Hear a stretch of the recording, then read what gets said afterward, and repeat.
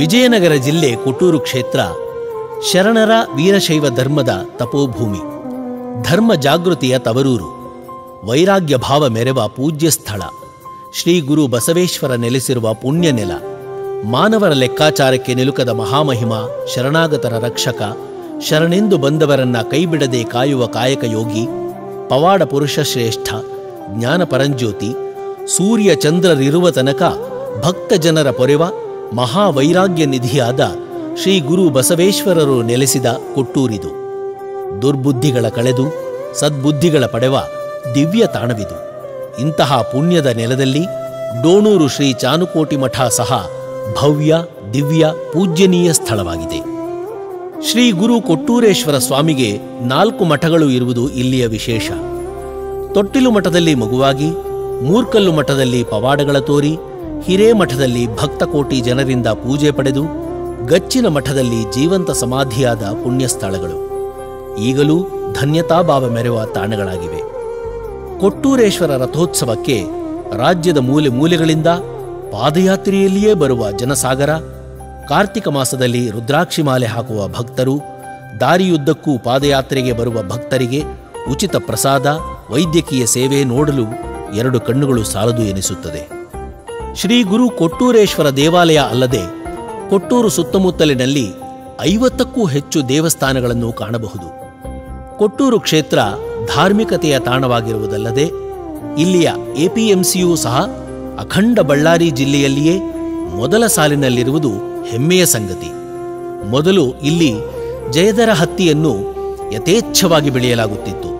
ಹೀಗಾಗಿಯೇ ಬ್ರಿಟಿಷರು ಕೊಟ್ಟೂರಿನ ಹತ್ತಿಯ ಗುಣಮಟ್ಟಕ್ಕೆ ಮಾರು ಹೋಗಿ ಇಲ್ಲಿಯ ಹತ್ತಿಯನ್ನು ಇಂಗ್ಲೆಂಡ್ಗೆ ತೆಗೆದುಕೊಂಡು ಹೋಗಲು ಹೊಸಪೇಟೆಯಿಂದ ಕೊಟ್ಟೂರಿಗೆ ರೈಲು ಮಾರ್ಗವನ್ನೇ ತೆರೆದರು. ಹೀಗಾಗಿಯೇ ಕೊಟ್ಟೂರನ್ನು ಮ್ಯಾಂಚೆಸ್ಟರ್ ನಗರ ಎಂದು ಕರೆಯುತ್ತಿದ್ದರು. ಕೊಟ್ಟೂರಿನ ಹತ್ತಿ ಕೊಟ್ಟೂರಿನಲ್ಲಿಯೇ ಜಿನ್ನಿಂಗ್ ಪ್ರೆಸ್ಸಿಂಗ್ ಆಗಿ ಕೊಟ್ಟೂರಿನಿಂದ ರೈಲು ಮೂಲಕ ಬಳ್ಳಾರಿಗೆ ಹೋಗಿ ಅಲ್ಲಿಂದ ಇಂಗ್ಲೆಂಡ್ಗೆ ಹೋಗುತ್ತಿತ್ತು. ಹೀಗಾಗಿ ಕೊಟ್ಟೂರಿನಲ್ಲಿ ಬ್ರಿಟಿಷ್ ಕಾಲದಿಂದಲೇ 10 ಹತ್ತಿ ಜಿನ್ನಿಂಗ್ ಪ್ರೆಸ್ಸಿಂಗ್ ಮಾಡುವ ಯೂನಿಟ್ಗಳು ಇದ್ದವು. ಕೊಟ್ಟೂರಿನ ಸಾವಿರಾರು ಬಡ ಕೂಲಿ ಕಾರ್ಮಿಕರಿಗೆ ಉದ್ಯೋಗ ನೀಡುವ, ಅನ್ನ ನೀಡುವ ಕೇಂದ್ರಗಳಾಗಿದ್ದವು. ಈಗ ಹತ್ತಿ ಜಿನ್ನಿಂಗ್ ಪ್ರೆಸ್ಸಿಂಗ್ ಫ್ಯಾಕ್ಟರಿಗಳು ಒಂದೊಂದೇ ಮುಚ್ಚುತ್ತಾ ಬಂದಿವೆ. 1-2 ಮಾತ್ರ ಈಗಲೂ ಕಾರ್ಯನಿರ್ವಹಿಸುವುದನ್ನು ಕಾಣಬಹುದು. ಕೊಟ್ಟೂರು ತಾಲೂಕಿನಲ್ಲಿ ಹಿಂದಿನಿಂದಲೂ ಪಾರಂಪರಿಕ ಕೃಷಿಯನ್ನು ಇಲ್ಲಿಯ ರೈತರು ಮುಂದುವರಿಸಿಕೊಂಡು ಬಂದಿದ್ದಾರೆ.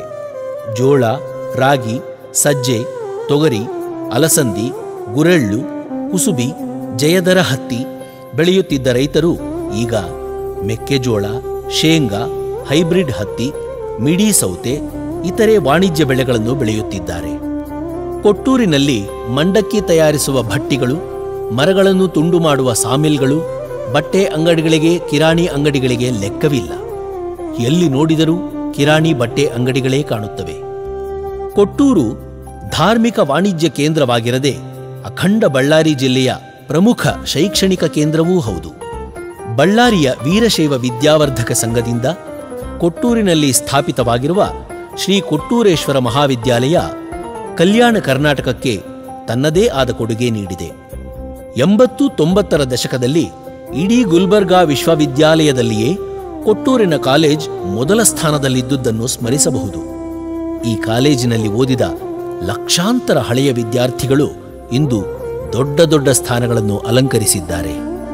ಇದಲ್ಲದೆ ಇತ್ತೀಚಿನ ವರ್ಷಗಳಲ್ಲಿ ಕೊಟ್ಟೂರಿನ ಇಂದೂ ಕಾಲೇಜ್ ಪಿಯುಸಿಯಲ್ಲಿ ಪ್ರಥಮ ರ್ಯಾಂಕ್ನಿಂದ ಹಿಡಿದು 16 ರ್ಯಾಂಕ್ಗಳನ್ನು ಪಡೆದು 16 ವರ್ಷಗಳಿಂದ ಇಡೀ ಕರ್ನಾಟಕಕ್ಕೆ ಮೊದಲ ಸ್ಥಾನದಲ್ಲಿರುವುದು ಕೊಟ್ಟೂರಿನ ಹೆಸರನ್ನು ರಾಜ್ಯವೇ ತಿರುಗಿ ನೋಡುವಂತೆ ಮಾಡಿದೆ. ಇದಲ್ಲದೆ ಸನ್ನಿಧಿ ಕಾಲೇಜ್ ಸಹ ಇತ್ತೀಚೆಗೆ ತನ್ನ ಹೆಜ್ಜೆ ಗುರುತುಗಳನ್ನು ಮೂಡಿಸಲು ಹೊರಟಿದೆ. ಇನ್ನು ಪ್ರಾಥಮಿಕ ಶಾಲೆ, ಪ್ರೌಢಶಾಲೆ, ಐಟಿಐ ಕಾಲೇಜು, ವಸತಿ ನಿಲಯಗಳು ಇಲ್ಲಿ ತನ್ನದೇ ಆದ ಶೈಕ್ಷಣಿಕ ಸೇವೆಯನ್ನು ಸಲ್ಲಿಸುತ್ತಾ ಬಂದಿವೆ. ಕೊಟ್ಟೂರಿನಲ್ಲಿ ತಾಲೂಕು ಕ್ರೀಡಾಂಗಣವೂ ಕೂಡ ಅಭಿವೃದ್ಧಿಯಾಗಿರುವುದು ನೂತನ ಕೊಟ್ಟೂರು ತಾಲೂಕಿಗೆ ಕಳಶವಿದ್ದಂತೆ. ಕೊಟ್ಟೂರಿನಲ್ಲಿ ವಾಸ ಮಾಡಲು ಬಳ್ಳಾರಿ, ವಿಜಯನಗರ ಜಿಲ್ಲೆಗಳಲ್ಲದೆ ಚಿತ್ರದುರ್ಗ, ದಾವಣಗೆರೆ ಹಾಗೂ ರಾಜ್ಯದ ಯಾವುದೇ ಮೂಲೆಗಳಿಂದ ಕೆಲಸದ ನಿಮಿತ್ತ ಕೊಟ್ಟೂರಿಗೆ ಬಂದು ವಾಸ ಮಾಡಿದರೆ ಅವರು ಇದೇ ಊರಿನ ನಿವಾಸಿಗಳಾಗಿ ಬಿಡುತ್ತಾರೆ. ಕೊಟ್ಟೂರಿನ ಜೀವನಾಡಿ ಎಂದರೆ ಐತಿಹಾಸಿಕ ಕೊಟ್ಟೂರು ಕೆರೆ. ಈ ಕೆರೆ ಸಂರಕ್ಷಣೆ ಮಾಡಲು ಕೆಲವು ವ್ಯಕ್ತಿಗಳು ಟೊಂಕ ಕಟ್ಟಿ ಜಾಲಿ ಬೆಳೆದ ಕೆರೆಯನ್ನು ಮದುಮಗಳಂತೆ ಸಿಂಗರಿಸುತ್ತಾ ಬಂದವರೂ ಇಲ್ಲಿ ಇದ್ದಾರೆ. ಇತ್ತೀಚೆಗೆ ಕೊಟ್ಟೂರಿನ ಹಸಿರು ಹೊನಲು ತಂಡ ಕೆರೆಯನ್ನು ಸ್ವಚ್ಛ ಮಾಡುವುದು ಅಲ್ಲದೆ ಇಡೀ ಕೊಟ್ಟೂರಿನ ತ್ಯಾಜ್ಯವನ್ನು ಹೆಕ್ಕಿ ಕೊಟ್ಟೂರು ಪಟ್ಟಣವನ್ನು ಸ್ವಚ್ಛ ಮಾಡಲು ನಿರಂತರ ಶ್ರಮಿಸುತ್ತಾ ಬಂದಿದೆ. ಇಂತಹ ಹಲವಾರು ಪ್ರಗತಿಪರ ಸಂಘಟನೆಗಳು, ವ್ಯಕ್ತಿಗಳು ಕೊಟ್ಟೂರು ಕ್ಷೇತ್ರದ ಅಭಿವೃದ್ಧಿಗೆ ಶ್ರಮಿಸುತ್ತಿದ್ದಾರೆ. ಕೊಟ್ಟೂರಿನಲ್ಲಿ ಹಲವಾರು ಸಾಹಿತಿಗಳು, ಕಲಾವಿದರು, ಬರಹಗಾರರು, ಪತ್ರಕರ್ತರು ಕನ್ನಡ ನಾಡಿಗೆ ಕೊಟ್ಟೂರನ್ನ ಪರಿಚಯಿಸುವ ಕೆಲಸ ಮಾಡಿದ್ದಾರೆ. ಕೊಟ್ಟೂರಿನಲ್ಲಿ ಒಗ್ಗರಣೆ ಮಿರ್ಚಿ ಎಂದರೆ ಇಡೀ ರಾಜ್ಯಕ್ಕೆ ಹೆಸರುವಾಸಿ. ಕೊಟ್ಟೂರಿಗೆ ರಾಜ್ಯ, ದೇಶ, ವಿದೇಶಗಳಿಂದ ಯಾರೇ ಗಣ್ಯರು ಬಂದರೂ ಇಲ್ಲಿಯ ಜನತೆ ಮೊದಲು ಒಗ್ಗರಣೆ ಮಿರ್ಚಿ ಮಂಡಕ್ಕಿ ಕೊಡುತ್ತಾರೆ. ಇಲ್ಲಿಯ ಖಾರ ಮಂಡಕ್ಕಿ, ಒಗ್ಗರಣೆ ಮಿರ್ಚಿಗೆ ಮನಸೋಲದವರುಂಟೆ. ಕೊಟ್ಟೂರು, ಕೂಡ್ಲಿಗಿ ಸುತ್ತಮುತ್ತಲಿನ ಜನರಿಗಂತೂ ಪ್ರತಿನಿತ್ಯ ಸಂಜೆಯಾಗುತ್ತಲೇ ಒಗ್ಗರಣೆ ಮಿರ್ಚಿ ಸವಿಯಲೇಬೇಕು. ಸ್ನೇಹಿತರ ಜೊತೆಗೂಡಿ ಖಾರ ಮಂಡಕ್ಕಿ ಸವಿಯುವುದನ್ನು ನೋಡುವುದೇ ಸೊಬಗು. ಮದುವೆ ಮುಂತಾದ ಶುಭ ಸಮಾರಂಭಗಳಲ್ಲಿ ಊಟದ ಜೊತೆಗೆ ಮಿರ್ಚಿಗಳು ಇದ್ದರೆ ಇಲ್ಲಿಯ ಜನತೆಗೆ ಊಟ ಪರಿಪೂರ್ಣವಾಗುತ್ತದೆ. ಹೀಗಾಗಿಯೇ ಕೊಟ್ಟೂರಿನಲ್ಲಿ 30ಕ್ಕೂ ಹೆಚ್ಚು ಫಳಾರದ ಅಂಗಡಿಗಳು, 100ಕ್ಕೂ ಹೆಚ್ಚು ಹೋಟೆಲ್ಗಳಲ್ಲಿ ಖಾರ ಮಂಡಕ್ಕಿ, ಮಿರ್ಚಿ, ಒಗ್ಗರಣೆ ತಯಾರಿಸುತ್ತಾರೆ. ಇದರಿಂದ ಇಲ್ಲಿಯ ನೂರಾರು ಕುಟುಂಬಗಳಿಗೆ ಜೀವನಕ್ಕೆ ದಾರಿಯಾಗಿದೆ. ಇಂತಹ ವಿಶಿಷ್ಟವಿರುವ ಕೊಟ್ಟೂರು ಸುಕ್ಷೇತ್ರದಲ್ಲಿ ಡೋಣೂರು ಶ್ರೀ ಚಾನುಕೋಟಿ ಮಠ ಜನಸಾಮಾನ್ಯರ ಧ್ವನಿಯಾಗಿ ದೀನದಲಿತರಿಗೆ ಅಕ್ಷರ, ಅನ್ನ ನೀಡುವ ನೆಲೆಯಾಗಿ ವೀರಶೈವ ಧರ್ಮದ ಪಂಚಪೀಠಗಳ ಪ್ರಮುಖ ತಾಣವಾಗಿ ಕೊಟ್ಟೂರಿನ ಅಭಿವೃದ್ಧಿಗೆ, ಹೋರಾಟಗಳಿಗೆ ವೇದಿಕೆಯಾಗಿರುವ ಈ ಮಠದ ಧಾರ್ಮಿಕ, ವೈಚಾರಿಕ, ಸಾಮಾಜಿಕ, ಮಾನವೀಯ ಕಳಕಳಿಯ ಸೇವೆ ಅನನ್ಯ.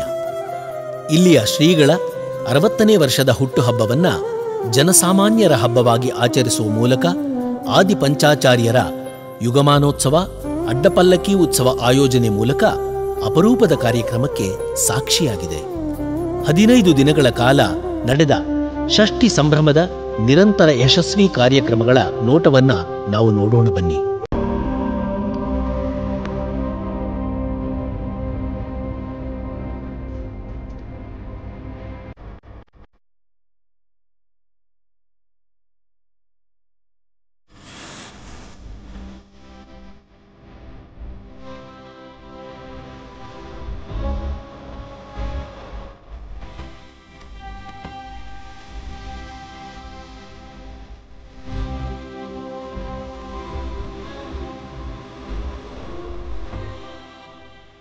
ಧರೆಗೆ ದಕ್ಷಿಣ ಕಾವೇರಿ ಕುಂಭಪುರವಾಸನೆ. ಧರೆಗೆ ದಕ್ಷಿಣ ಕಾವೇರಿ ಕುಂಭಪುರವಾಸನೆ. ಕರದಲ್ಲಿ ವೀಣೆಯೇ ಗಾನವ ಮಾಡುವ ಉರಗಭೂಷಣನು ನೀನೆ. ಕೊರಳಲಿ ಭಸ್ಮ ರುದ್ರಾಕ್ಷವು ಧರಿಸಿದ ಪರಮ ವೈಷ್ಣವನು ನೀನೆ. ಗರುಡ ಗಮನ ಗರುಡ ಗಮನ ನಮ್ಮ ಪುರಂದರ ವಿಠಲನ. ಗರುಡ ಗಮನ ನಮ್ಮ ಪುರಂದರ ವಿಠಲನ. ಪ್ರಾಣ ಪ್ರಿಯನು ನೀನೆ. ತರ ಪಿನಾಗದರ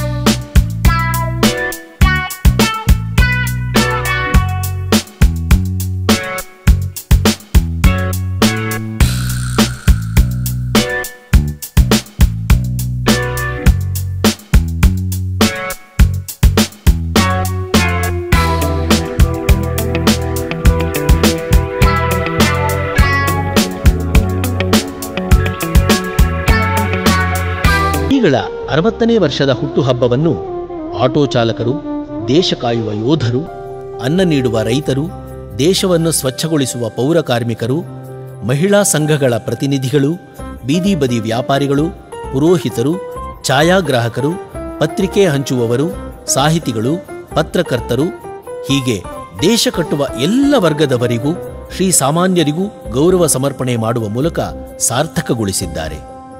ಉಜ್ಜಯಿನಿ, ಶ್ರೀಶೈಲ, ಕಾಶೀಪೀಠದ ಉಭಯ ಜಗದ್ಗುರುಗಳಿಂದ ಇಷ್ಟಲಿಂಗ ಮಹಾಪೂಜೆ ಭಕ್ತಿಯ ಮಾಧುರ್ಯ ಝೇಂಕರಿಸಿತು.